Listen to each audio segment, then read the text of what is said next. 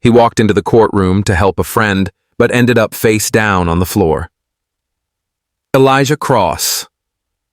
A 62-year-old retired Navy SEAL came to testify in a civil case holding evidence that could save a fellow veteran. But a white cop took one look at his skin, not his medals, and slammed him to the ground. In front of a silent crowd and a judge who said nothing, Elijah stood up, bleeding, humiliated but unshaken. Why would a decorated hero be treated like a criminal in the very country he risked his life to protect? If this made you pause, please like, share, and subscribe to Mr. Mac's Stories for more powerful, true-to-life narratives. Now, let's go back to that courtroom in Birmingham. Elijah Cross didn't look like a threat. He was 62, black-dressed in a plain gray coat. No uniform, no medals. Just a quiet man carrying a worn leather folder as he walked through the echoing halls of the Jefferson County Courthouse. His back was straight, his steps steady, but there was something in his eyes that told a different story, one of wars fought both overseas and at home. He wasn't here for himself.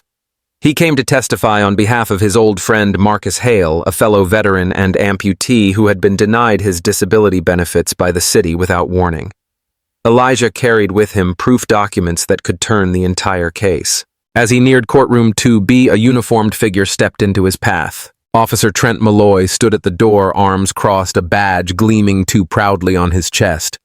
He was white, mid-30s, and carried himself like a man who thought the uniform gave him the right to decide who belonged and who didn't. Malloy gave Elijah a slow look from head to toe.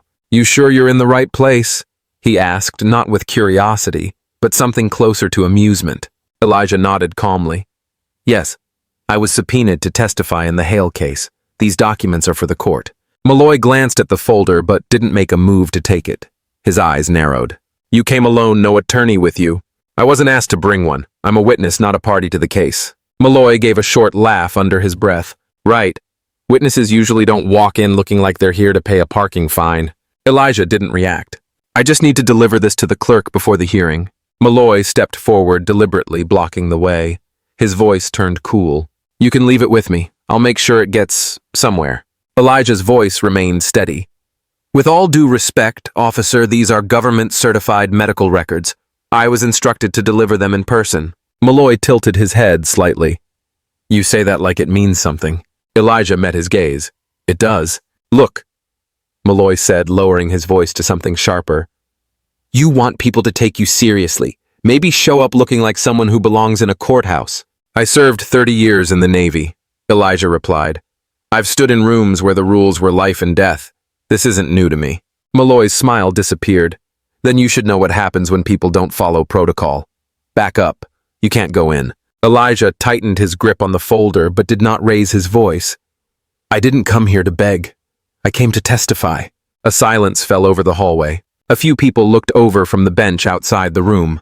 A clerk behind the desk peeked up. Even the air felt like it had paused. Malloy's jaw clenched. "You got 2 seconds to move before I make you."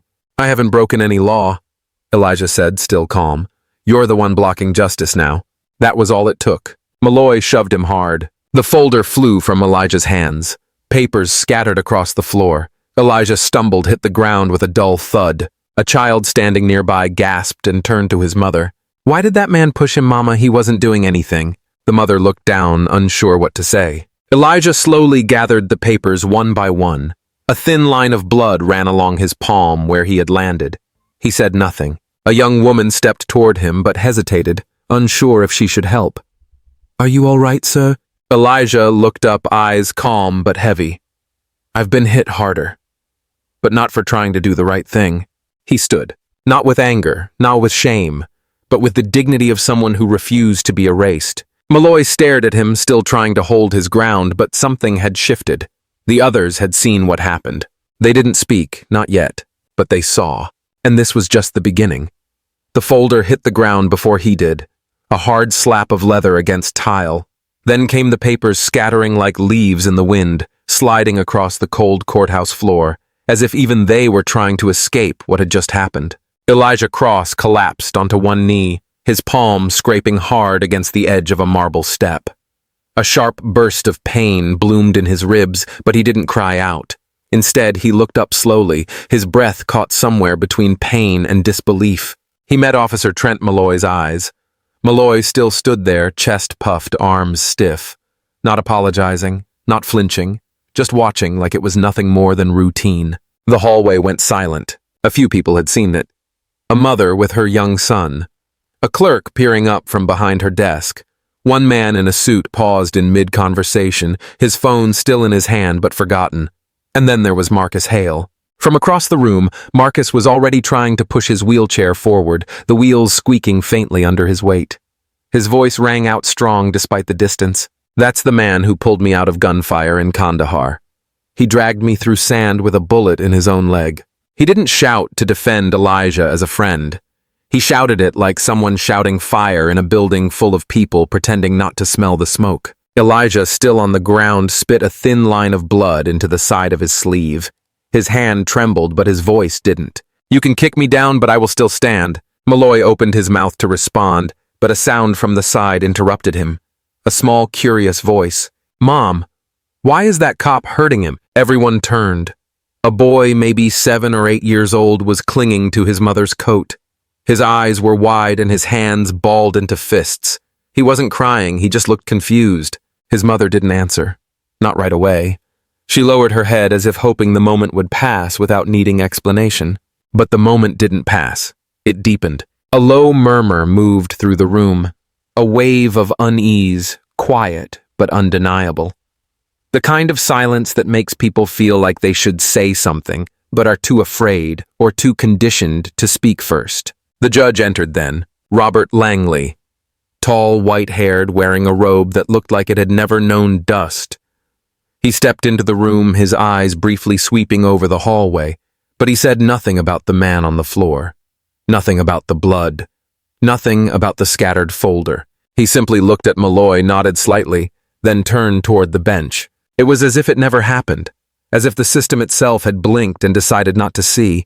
Elijah pressed one hand against the wall and began to rise. Slow, painful. Every muscle protested, but his pride would not allow hesitation. A drop of blood slid down from the corner of his mouth, but his eyes stayed locked ahead. A young clerk moved toward him, crouched down, and began to help collect the papers. Her hands trembled. Elijah looked at her, his voice low. "Thank you." She didn't answer, just kept picking up the documents as quickly as she could, as if touching them made her complicit in the truth. Malloy stepped back, but his stance hadn't softened. He still looked at Elijah like a nuisance, not a man who had risked everything for the country they both claimed to serve. Elijah stood fully now, still bleeding, still holding that folder like it was a weapon that didn't need bullets. His steps were slow as he moved toward the courtroom doors. No one blocked him this time. Not because they gave permission, because something had shifted. Not everyone in that hallway would remember his name, but they would remember the way he stood up. Not angry, not defeated, just a man who refused to be erased, and that somehow was louder than any protest. For a moment, the air in the courtroom turned so still, it felt like time had been knocked breathless. Marcus Hale gritted his teeth as he watched Elijah struggle to stand. His hands trembled slightly, not from fear but from fury, from helplessness. He began to wheel his chair forward, his chest rising and falling like the tide, the pain in his amputated leg forgotten as his instinct to protect took over. But just as the front wheels touched the aisle, a bailiff stepped in. No words, just a hand on Marcus's shoulder. Heavy, deliberate. Marcus looked up. The bailiff shook his head once slowly. "Don't make it worse," he murmured, too low for anyone else to hear. "Worse." As if standing up for a friend who had once dragged his shattered body out of an ambush was a crime now. Marcus's eyes burned not from tears, but from rage he couldn't afford to release. He froze, his fists clenched on the armrests. Across the room, Elijah was on one knee. His fingers moved stiffly, gathering the pages that had flown from his folder like broken feathers. He didn't groan. He didn't curse. Each movement was quiet, methodical. His hand shook as he reached for another sheet, but his eyes were steady, his jaw set. It was not weakness that trembled in him, but restraint.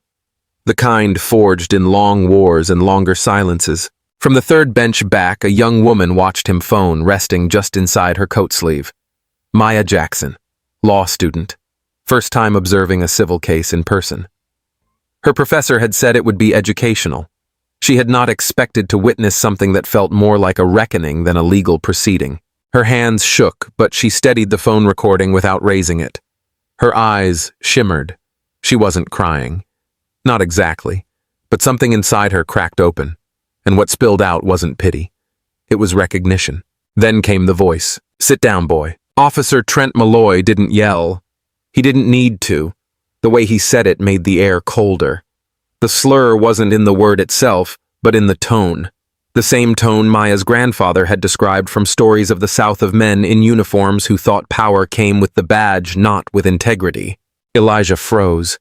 Just for a second. He lifted his eyes slowly, not with rage, but with a patience that made the insult echo louder. He didn't speak. He didn't flinch. He reached for the next page as if Malloy had said nothing at all. That silence was thunder. Around them no one moved. No one rose to speak. No one walked out. Some shifted in their seats, uncomfortable. A few looked away. Others stared straight ahead, faces blank like statues trained not to see. In the back, a man with a notepad scribbled something, though it was unclear whether he was writing about the trial or the moment unraveling before him. A child, the same boy who had asked his mother earlier, whispered again, "Mom, why is he bleeding?" His mother hushed him softly, her hand resting on his head, but her eyes stayed locked on Elijah. It wasn't just silence in that room. It was surrender. A quiet agreement that this was how things worked. That a black man could be slammed to the ground for showing up in court, and the only sound that followed would be papers rustling and a cop smirking. But Maya saw it, and she filmed it, and her hand would not stop shaking. Elijah gathered the last page and placed it back into the folder. It was no longer neat. The corners were bent, a small streak of red smudged across the top from where his lip had bled, but he held it close to his chest like it meant something. Because it did. He rose to his full height, not quickly, not dramatically, just steadily, with the kind of strength that doesn't demand attention but refuses to bow. He didn't look at Malloy. He didn't need to, because in that moment, every eye in the room knew what they had witnessed, even if they pretended not to, and no one moved. For a moment, the courtroom was still. Not the kind of stillness that brings peace, but the kind that feels like the air has thickened. Every pair of eyes had followed the motion, the voice, the fall. Now they were watching a man slowly rise, not just Elijah, but someone else. A voice cut through the silence. Steady, weathered, and unmistakably authoritative. That man is Elijah Cross. Heads turned as an older white man seated in the second row stood upright. He was tall, broad-shouldered despite his age, and wore a dark gray suit with a small American flag pin at the lapel. His eyes, steely and clear, locked onto the judge's bench before he looked directly at the man on the floor. He led SEAL Team 6 into Kandahar. He carried 3 wounded men on his back under enemy fire. One of them was me. It was Robert Langley, retired Major General, a man whose name still carried weight in military circles, whose service had been decorated beyond measure. A man who never spoke unless it mattered. And now, he had spoken. Malloy's jaw clenched. The smirk he wore so often had vanished. He shifted on his feet, unsure whether to look at Langley or Elijah or the judge who remained frozen in her chair, her gavel untouched. Langley didn't raise his voice. He didn't need to. The force of truth doesn't shout. It stands. Elijah Cross. He continued, doesn't need a uniform to command respect. He earned it with blood and silence, and he never asked for applause. He moved toward Elijah slowly, with the kind of dignity that only men who've buried friends in foreign soil possess. Then, without a word, Langley stopped 3 feet in front of Elijah and raised his right hand in a crisp military salute. The courtroom didn't breathe. Elijah looked up. For a second, his eyes betrayed a flicker of pain, not from the blow he'd taken, but from the weight of being recognized for something he had never wanted to use as a shield. He had come here as a witness, not a warrior. He had come to help a friend, not relive a battlefield. Across the aisle, Marcus Hale's hand trembled as he gripped the wheel of his chair. His voice cracked when he leaned toward Maya and whispered, "He never told anyone, not even me." Maya wiped her cheek before a tear could fall onto her phone. Her camera was still rolling, but her focus had shifted entirely. What she saw now was not just injustice. It was a fracture in the soul of the system, a moment where the truth had walked in bleeding and silent, and someone had finally dared to call it by name. One of the older spectators, a Vietnam veteran by the look of his faded POW MIA hat, nodded slowly, pressing his lips together. Another woman dressed in business attire lowered her eyes and shifted in her seat, perhaps realizing she had been one of those who stayed silent too long. Still, the judge said nothing. Langley let his arm fall, then turned to the gallery and said, "You want to talk about dignity in this courtroom? Start by looking at the man who's still standing after you kicked him down." He looked once more at Elijah, nodded, and returned to his seat. The silence that followed was no longer filled with contempt. It was laced with shame, with awe, with something that felt like the first breath after being underwater too long. Elijah didn't smile. He didn't need to. He gathered the last sheet of paper, straightened it slowly, and lifted his chin. And in that moment, the room no longer saw a man in worn clothes. They saw a legend, one who had never asked to be seen that way. And yet his name now echoed through every inch of that courtroom. The morning after the incident, Maya Jackson sat alone in her dorm room staring at the upload screen. Her hands hovered over the trackpad, uncertain. She had edited nothing, added, no text, no sound, just the raw truth of what she had seen. Elijah Cross being slammed to the ground, the silence that followed, the salute that broke it. She whispered to herself almost like a prayer, then clicked post. Within the hour, her phone vibrated non-stop. By noon, the video had crossed 1 million views. By nightfall, it had doubled. Comments flooded in from every corner of the country. Some stunned, others furious, and many with just 2 words, "I remember." Headlines followed quickly, racing one another across news feeds and televisions. War hero assaulted in court. SEAL thrown down in silence. Decorated veteran attacked before he could testify. None of them said it out loud, but everyone knew the undercurrent of what really happened. It wasn't just about a man being knocked to the floor. It was about who he was, and why he was treated like that in the first place. Marcus Hale, still recovering from the blow of watching his friend fall, agreed to speak with a local reporter. He sat in his small apartment with his medals on the shelf behind him, his voice hoarse but clear. He said America called him a ghost soldier. He did the work no one wanted to talk about. Now they want him invisible again. The silence that followed was heavier than anything he had said. By the end of that day, veterans from all across the country had begun posting. Some were in wheelchairs, some in uniform, some in tears. They spoke not only of Elijah, but of the quiet erasure so many had felt. A man who had saved lives, carried men through war zones, and asked for nothing, being treated like an intruder in a courtroom he had every right to be in. A hashtag emerged by accident. One comment had ended with it. By night, it was everywhere. Stand with Elijah. Maya sat back and watched the numbers climb. She watched anchors try to keep their faces still while reading the headlines. She saw old military comrades sending in videos, pictures, and letters. Some talked about Elijah. Others shared their own stories, unheard, unrecognized, buried beneath years of silence. One clip went particularly viral. A silver-haired veteran with trembling hands held up a faded photograph of 4 men in uniform. He pointed to the one standing at the back.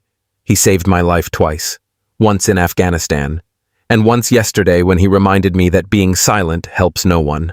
But amidst the growing storm, Elijah Cross said nothing. He did not hold a press conference. He did not release a statement. He did not post a single word. He simply went back to Birmingham and sat on the front steps of Marcus's apartment, holding the folder of crumpled papers he had managed to gather off the courtroom floor. And yet across the country, that silence spoke louder than any speech. Journalists called. Advocates marched. Even a few politicians, careful and measured, asked for investigations. But Elijah remained quiet. Because it wasn't about him. Not really. It was about what happened when a system forgot who it was meant to protect. A radio host in Chicago ended his segment that night with a voice that cracked just slightly. "Maybe Elijah doesn't need to say a word," he said, "because this time, for once, the country is finally speaking for him." And somewhere in Birmingham, without fanfare or press, Elijah Cross watched a young boy ride his bike down the street waving a little flag with 3 words scribbled across it in marker. Stand with Elijah. They thought silence would protect him, but the silence had grown too loud to ignore. By the next morning, the courthouse steps in downtown Birmingham were no longer empty. Veterans in worn uniforms and civilians holding handmade signs stood shoulder to shoulder in the early light. At the front of the group, Marcus Hale, still in his wheelchair, his navy cap pulled low, lifted a sign above his head. It read, in bold, trembling strokes, "He fought for you." News crews arrived by noon. Cameras flashed. The crowd grew by the hour. Inside the courthouse, Officer Trent Malloy still showed up for work, his badge gleaming as if nothing had happened. His boots thudded along the marble hallway with the same swagger. But the eyes around him had changed. Some looked away. Others narrowed. The pressure had begun to build. The Birmingham Internal Affairs Division quietly opened a case into Malloy's conduct, pushed by mounting public outrage.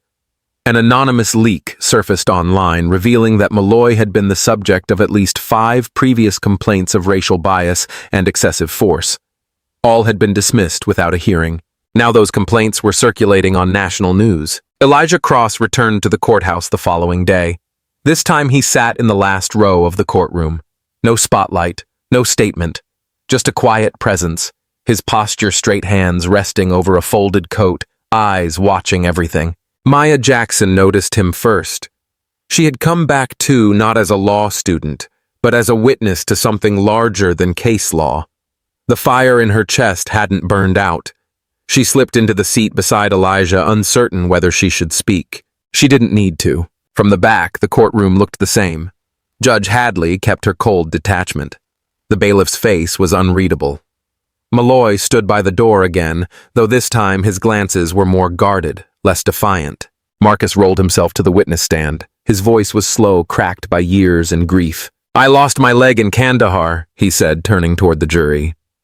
"The man who saved me is sitting right there." He pointed gently but with unmistakable purpose to Elijah in the back row. Elijah Cross didn't ask for recognition. He didn't come here to be thanked. But if the law won't listen to a war hero, then who will it listen to? The courtroom was still. A little boy in the gallery turned to his mother again. "Mom," he whispered, tugging at her sleeve. "Why did the police hurt him if he was a hero?" She didn't answer. Her eyes were wet. Outside, the protest continued to swell. Flags waved. Chants began to rise, not angry but resolute. Veterans, teachers, nurses, young and old faces of all colors came together under one banner. Elijah didn't speak to the cameras. He didn't post on social media. When asked for a statement by a journalist, he simply shook his head. Later, Maya approached him again. Her voice was low, pleading. "Why won't you say anything? They're waiting for you." Elijah met her gaze. For a long moment, he said nothing. Then softly, as if teaching rather than defending, he replied, "I did speak, in the way I got up." That was all. That single line traveled faster than any soundbite. Within hours, it was everywhere, quoted in articles, printed on signs, shared across every corner of the internet. "I did speak, in the way I got up." The line became a rallying cry, not just for Elijah, but for every quiet act of dignity that had gone ignored. And with it, the illusion of invincibility around Officer Malloy and the system that shielded him began to crack. Because this time the silence wasn't protecting him, it was damning him. The day after the footage aired on national television, something shifted across the country. Not just in headlines or hashtags, but in living rooms, veterans' halls, and courtrooms. People sat up. People paid attention. At exactly 8:30 that morning, retired General Robert Langley appeared live on CNN. His voice, calm but firm, carried the weight of decades in uniform. The anchor asked him what he thought of the video that had just gone viral. He didn't flinch. He didn't blink. He simply said, "We owe him, and we failed him." He paused, then added, "That man carried me on his back through sniper fire in Fallujah. America gave him medals. But on that courtroom floor, they treated him like a trespasser." The clip exploded online. Within hours, the National Veterans Council issued an open letter. It was addressed to the governor of Alabama. In bold print, the title read, "When silence is betrayal, we demand accountability." Meanwhile, in Birmingham, the courtroom sat strangely quiet that day. But just outside, a growing crowd of veterans lined the courthouse steps, some in wheelchairs, some with canes, all with signs that said the same thing. He fought for you, now fight for him. Marcus Hale, sitting in his old army wheelchair, rolled up to a local reporter who had shown up with a camera crew. His voice was low but clear. He once saved me under bullets, he said. I'll return the favor under cameras. His words made the evening news. But by morning they had become a rallying cry. The footage played again and again alongside Maya Jackson's video of Elijah being thrown to the ground, and each time it aired, more people joined the protest. A group of law students from Howard University organized a letter-writing campaign to the Justice Department. The mayor of Birmingham was asked on air if he supported an investigation. He hesitated. That hesitation cost him his approval ratings. Inside the police department, tension simmered. Whispers spread through the ranks.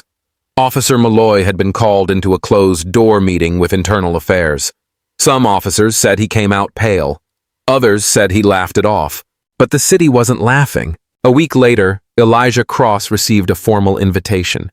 The United States Senate was holding a special hearing on veterans' rights and racial discrimination. They wanted him there. He didn't answer right away. Maya found him sitting on the bench outside the courthouse looking at the same doors where he had been thrown down days earlier. She sat beside him, unsure if she should speak. But after a moment, she did. Elijah, she said, they're listening now. They want your voice. You can speak for so many. He turned to her, his face lined with silence. I already did, the moment I stood up. She looked away, swallowing emotion, but nodded. That same day, a mural began to take shape downtown. It was commissioned by a group of veteran artists. On one side, it showed Elijah in uniform carrying a fellow soldier through smoke and fire. On the other, he was on one knee, bloodied, picking up papers in a courtroom. And in the middle, painted in quiet gold letters, Justice doesn't wear a badge.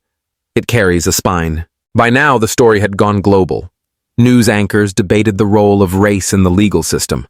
Civil rights leaders called for reform in court security procedures. Families that had never talked about military service were suddenly asking questions about how veterans are treated. But Elijah Cross remained quiet. He never posted a statement, never called a press conference, because the world had already heard him. In the silence, in the fall, in the way he stood up again, and in the way that silence echoed loud enough to shake a city. The courtroom had never been this full, not even for the high-profile drug trials or political scandals that occasionally swept through Birmingham. But this time, the seats weren't filled by curiosity seekers. They were filled by people who had served. Men and women in uniform, veterans, Gold Star families, young cadets, and Maya holding her phone close to her chest like it was an heirloom. At the center of it all stood Elijah Cross, upright, silent. The hearing was open to the public. Cameras lined the back of the room. Every major news outlet had sent someone. A thick tension hung in the air, as if the walls themselves were bracing for what was about to be played. When the judge gave a nod, Maya stepped forward. No speech, no fanfare, just a trembling thumb tapping a screen. The video began to play. There was no background music, no editing, just raw footage. Elijah being thrown to the ground, the papers flying, Marcus shouting, the child's voice asking why, and Elijah's blood on the marble floor glinting under the courtroom lights like something sacred that had been spilled. A woman in the gallery gasped. A man whispered, "God help us." Even the reporters stopped typing for a few seconds, and in the midst of that silence, Marcus wheeled himself forward, adjusting the American flag pin on his lapel, and faced the room. I watched a man carry 3 soldiers on his back through enemy fire, he said, voice firm, but lined with pain. I was one of them. The military called him a ghost, a phantom, because he never left a trail. But today he was dragged across the floor like a trespasser in his own country. He paused, breathing heavily. This courtroom tried to humiliate a man who carried America. And then Elijah stood, not hurried, not hesitant, just steady. Every movement echoed decades of discipline and dignity. He didn't look at the cameras. He looked at the people. Each face, each eye. I bled for this flag, Elijah said, his voice deep, clear, and unshaken. Not for your approval, not for your comfort, but for something bigger. Justice. He didn't shout. He didn't cry. But the stillness that followed was louder than any explosion. Even the judge leaned slightly forward as if Elijah's words had reached somewhere inside that law books never could. Officer Malloy, sitting near the aisle, stared at the floor, his once defiant jaw now trembling slightly. When asked if he had anything to say in his defense, he opened his mouth, but no words came. Just a single sharp breath, and then silence. The presiding officer turned to the court clerk. Effective immediately. Officer Malloy is suspended pending formal review and internal investigation. A murmur rippled across the room, but no one cheered. The mood was not of triumph. It was of reckoning. The judge hesitated, looking down at the bench. For a moment, it seemed he might ignore the rising heat pressing against the court's credibility. But then a voice came from the side, a senior federal ethics official stepping forward. The court must now also address the inaction observed from the bench during the incident. Your Honor, a formal inquiry has been requested regarding your silence in the face of civil misconduct within this chamber. The judge blinked as if slapped with a truth he had tried to unsee. His gavel rested inches from his hand, but he did not reach for it. And Elijah, still standing, simply nodded once, not in defiance, not in anger, but as if to say, now you see. The session adjourned with no applause, no handshakes, just quiet reverence. People stood as Elijah walked out. Some saluted, some bowed their heads, but no one said a word. Because sometimes the truth doesn't need to shout. It just needs space to stand. The cemetery was quiet, the kind of quiet that lets the world breathe slowly. Wind passed gently through the trees, brushing against rows of white stones, standing at attention like silent soldiers. Each one a name, a life, a memory. Elijah Cross walked with steady steps, each footfall pressing softly against the earth, as if he was afraid to wake the past. In his hands he carried a simple bouquet of lilies wrapped in brown paper, the stems damp from fresh water. The air around him was crisp, touched with the scent of pine, and the faint trace of something older, something sacred. He stopped at a grave marked by a flat stone engraved with two names, his and hers. Hers first. Beneath it a single phrase carved deep into the granite, she healed where others broke. He knelt slowly, knees stiff from old wounds that never quite left, and laid the flowers down with both hands. His fingers lingered, brushing over the name as if trying to feel her pulse through the cold stone. I made it, he whispered, but the wind carried his voice away before it reached the ground. From behind him came the soft squeak of wheels. Marcus approached his hands, guiding the chair carefully over the gravel path. Balanced on his lap was a carefully folded American flag, the triangle corners crisp edges tucked tight, the blue field of stars resting on top like a silent salute. He didn't say much. He just stopped beside Elijah, looked at the grave, then at the sky, and finally set the flag gently beside the bouquet. For the man who saved me twice, he said quietly, once in Kandahar, once in a courtroom. Elijah didn't answer. He didn't need to. The silence between the two men was heavy, but not burdensome. It was the kind of silence that said everything. A little boy walked by holding his mother's hand, the same boy from the courtroom. His eyes caught Elijah's, and for a moment he hesitated, then tugged gently on his mother's coat sleeve. That's him, he said softly. He's the one who stood up when no one else did. His mother looked at Elijah, eyes wide with quiet recognition, and gave a small, respectful nod. Then she squeezed her son's hand, and they continued down the path, leaving behind only the echo of footsteps, and that single sentence floating in the late afternoon light. Elijah stood again, slower this time, but steady. He looked out over the rows of graves, some with flowers, some with flags, some with nothing at all. And for a long time, he just stood there, his shadow stretched long across the grass as the sun began to fall behind the trees. There was no speech, no music, no applause, just wind and memory and the sound of a nation beginning finally to understand. The bronze statue had only just been unveiled, yet it already looked like it had always belonged there, seated at the steps of the Jefferson Courthouse. Not towering, not imposing, just sitting, Elijah Cross, captured in stillness. The artist hadn't sculpted him in uniform or mid-stride. No medals adorned his chest. Instead, Elijah was depicted as he had been that morning in court, seated with a folder resting gently on his lap, and his gaze fixed ahead, not confrontational, but steady, focused, like he was still watching for something that mattered. A small crowd had gathered that morning. No marching bands, no speeches from mayors or governors. Just silence, the kind that holds reverence without needing to announce it. Birds flitted between branches nearby. The breeze stirred a single white flower placed at the statue's feet, and the plaque, freshly polished, caught the morning light. Its inscription was simple. He stood without shouting. He moved the world. Behind the statue, Marcus Hale stood quietly in his wheelchair. He wore his service cap freshly brushed, and the same jacket he had worn the day Elijah pulled him out of gunfire. He raised his hand slowly and held the salute. Not to the government, not to a courtroom, but to the man who had once dragged him across bloodied sand and then across a room full of apathy. A few feet away, Maya Jackson was capturing the moment with her phone, though this time not for virality. There was no need. She recorded with a stillness that mirrored the statue itself, not moving, not speaking, her eyes reflecting the bronze. This wasn't a protest anymore. It was a promise. A quiet vow that they would remember who had stood when others sat, who had bled when others watched. Then, as the crowd slowly began to disperse, a familiar figure appeared at the edge of the square. A young boy about 8 years old, the same boy from the courtroom weeks before. He clutched his mother's hand and tugged gently, pointing up at the statue. "Mom," he said, his voice almost a whisper. "He's the one who stood up when no one else did." His mother looked down at him, nodded, and the boy looked back at the bronze figure again. After a long moment, he added softly, "One day I want to be like him."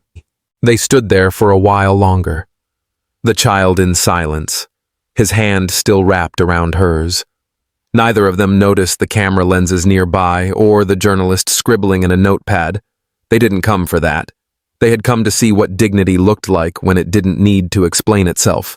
Marcus wheeled closer to the statue, resting a folded American flag in a clear case beneath the bronze hand. "For the man who saved me twice," he said under his breath, barely audible. "Once on a battlefield, once in a courthouse. And both times without asking for anything in return." Inside the courthouse, behind the statue, policies had begun to shift. Training protocols rewritten. Complaint systems overhauled.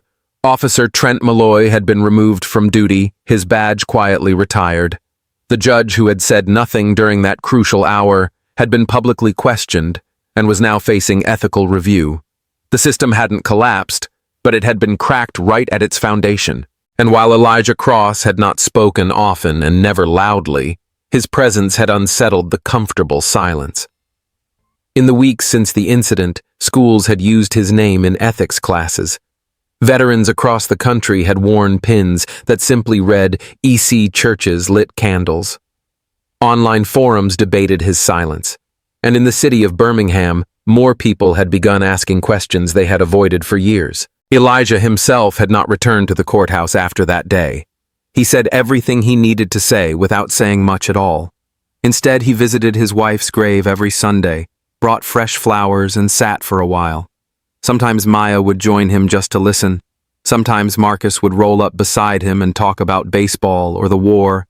But mostly Elijah just sat, letting the wind move through the trees, letting his silence speak the language of dignity.